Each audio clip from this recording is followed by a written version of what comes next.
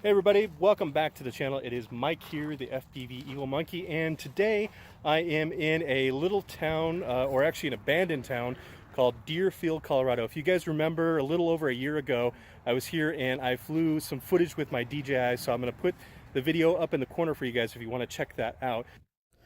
Dearfield, Colorado was founded in the 1920s by a man with the last name of Jackson. Towards the 1940s, when the Great Depression hit, most of the residents had left. There was only about 12 people roughly, and around 1978, I believe, is when the very last resident was still alive. She was some family member of the original founder of the town. Once she died, then the town had become abandoned.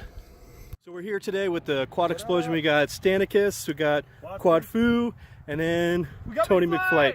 And if you guys remember, McFlight was actually featured on Rotor Riot, what, about a month ago? And he did the Acrobat, right? So yeah, so if you guys want, I will put another link for his video up in the corner. You can check him out. Make sure you guys give these guys some love. And Stan, do you have a YouTube channel? I do, Stanicus. Okay, all right. So make sure you guys go out. I'll put links in all of the description for everybody's YouTube. Go out there, show them some love.